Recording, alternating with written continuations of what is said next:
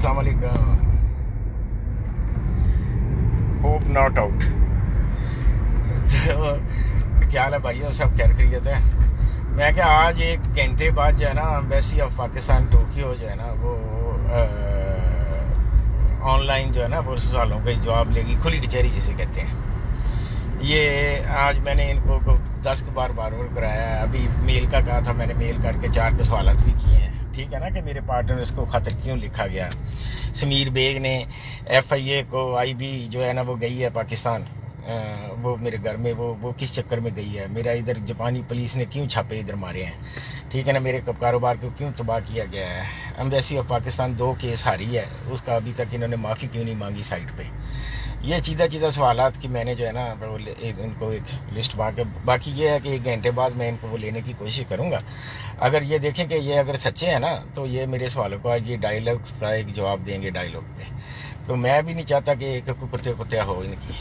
तो ये है कि तकरीबन 100-150 बंदे का मुझे पॉजिटिव मैसेज आए हैं कि ये अच्छी पेशरफ्त है, तो इनसे आमने सामने इनकी बात की जाए। देखें कि पहले जो बड़वे थे ना, इम्तियाज़ हुआ जैसे वो रेड लाइट में जाता था, रोज़ शाम को बकवास करता था पी के, तो ये यकियाँ करता था। समीर बेग था उसके साथ, उसका चेला, उसके चेले चांटे जो है ना, एक अभी चीमा जो है ना वो अभी इनका दुलारा, और वो मैडम इसमत सियाल। वो सियालों की तो मैं बात ही नहीं करता, वो इसलिए कि उनके खून में गद्दारी है ना, ठीक है ना। वो रांझे की मशहूर भी तो हीर सियाल ही थी ना, इसलिए ना।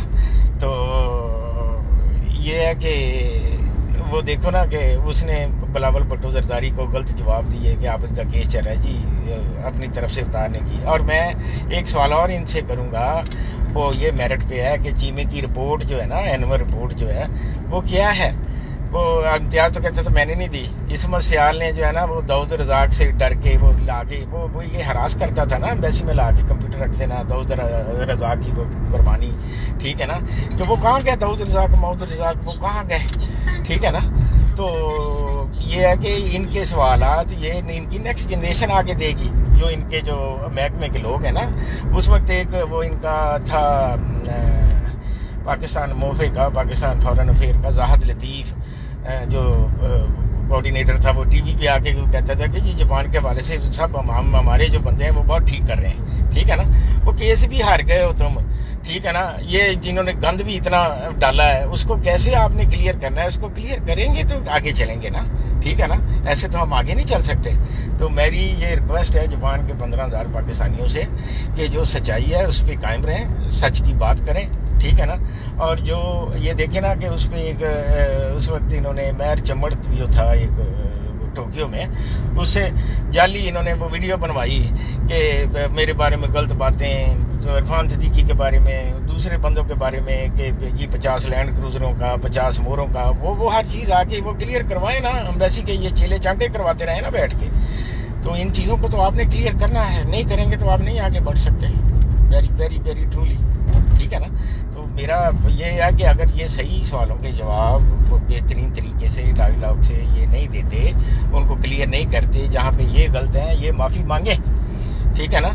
ये साइट पे जो मैंने इनको हर चीज़ प्रूफ के साथ दी है, इन्होंने गंद मचाया था, वो साइटों पे उनका जवाब अच्छी तरह लिखे, ठीक है ना। तो ये है कि उसके बाद कोई बिल्कुल कोई व्लॉग नहीं करेगा, कोई इनके खिलाफ कोई बात नहीं करेगा, कोई पाकिस्तानियत पे कोई बात नहीं उठाएगा। ये 4 फौजी अफसरों को बिठा के तो ये क्या प्रेशर डालना चाहते हैं किस पे, पाकिस्तान में डाल सकते हैं और कई जगह नहीं ये डाल सकते, ये मैं आपको बता दूं। तो ये है कि इनमें जो फरौनियत है ना, जो लॉर्ड माउंटबेटन का DNA इनका करवाया जाए, चीमे का, लॉर्ड माउंटबेटन की शायद उसमें कोई बाकियात निकल आए।